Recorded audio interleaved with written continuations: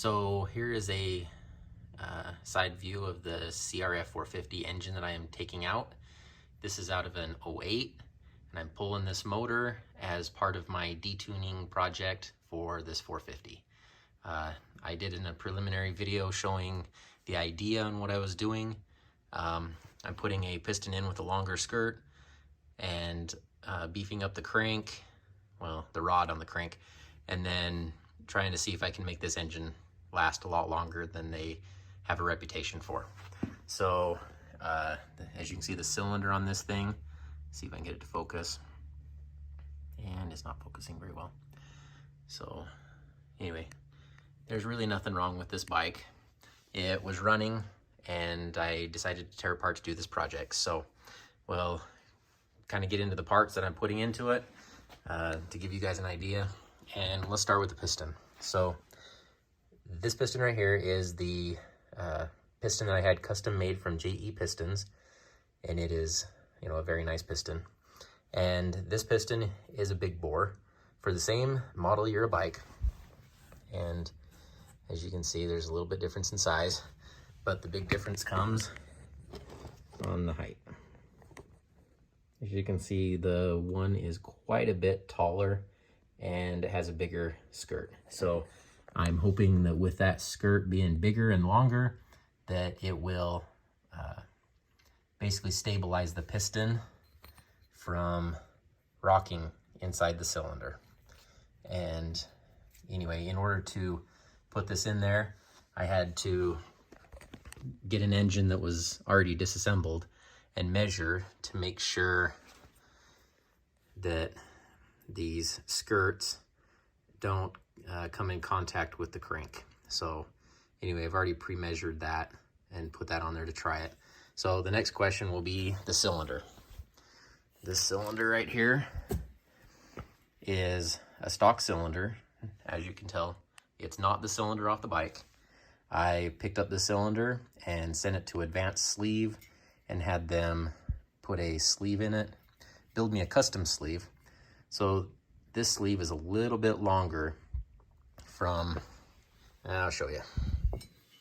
So the distance from here to the bottom base of the cylinder is 5/8 of an inch longer than stock.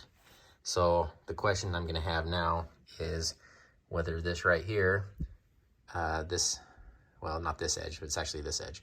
See if this edge clears the case, and I might have to clearance it just a little bit, and I might also have to clearance it just a little bit more for the oil squirter that's down there that shoots oil on the bottom of the piston and the connecting rod.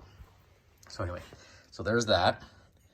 And I was gonna have Millennium build me a aluminum cylinder sleeve and then nickel plate it, but their prices have gone through the roof, so I'm not very happy with them right now.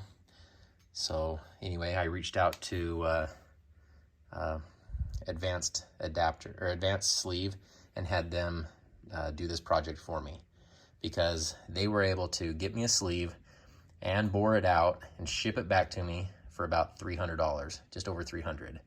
And when I talked to Millennium, they wanted $1,100 to sleeve this with an aluminum sleeve and nickel plate it. So I thought that was a little excessive, and whether they just didn't understand what I was talking about, that's another story. But anyway, needless to say, I did not have Millennium do it. Not to say they don't do good work, but they obviously couldn't bring it together for me to get this one done, and I typically send a lot of stuff out to them, so I don't know what the big deal is. Anyway, let's move on. So as you can tell, the cylinder head's missing. I grabbed a cylinder head off the bike and mailed it down here. Mailed it to Fast Heads.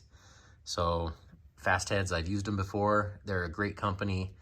Again, I'm not affiliated with them or with Advanced Sleeve, but if you're looking for a custom sleeve, Advanced, they'll hook you up. And then, okay, back to the cylinder head. So the cylinder head, I shipped it down to Fast Heads, and anyway, they looked it over and they said it was in really good shape, and then I could just do the basic kit with it. But I said, let's go ahead and do the extreme kit. So we had him put the better valve seats in, and we did the Del West titanium valves. And you know, I'm looking forward to running this head. Anyway, if I don't drop it, let's try not to drop it. So anyway, they set the valve lash on this thing, so pretty much it's just ready to pull out of the package and put on the bike and run it. So anyway, it is a very nice head, and I'm, like I said, looking forward to putting this project together. So anyway, as far as cost goes, I will get into that in another video, but as of this point, I figured I'd give you an idea of what's going into this thing. I know this video is getting a little long. I got one more part. So this, as you can tell, still this engine's together, so there's no, the crank is still in there and the crank is still fine. So I picked up another crank and sent it to Crankworks. Crankworks does a good job. Pleased with their results. And here is that crank. I'm gonna leave it in the plastic until I'm actually gonna assemble it. But anyway, they did a phenomenal job on this. And to top it off, yeah, here I am bouncing around. I decided, you can't see it in there, but I'm doing a Carrillo rod on this crank. And that is how I'm beefing up this crank to look for longevity in this motor. So put that back in the box, and we will hopefully get this project rolling here this week. Well, this week's almost over, so I'll probably start it on Monday and see if I can get the engine out of the bike and torn down and then cleaned up, and then we'll see if we can get these things put in. So sorry for the long video. I should have cut it into two, but anyway, those guys watching, hopefully you stuck with me this far, and we'll get this project rolling and see how this one runs.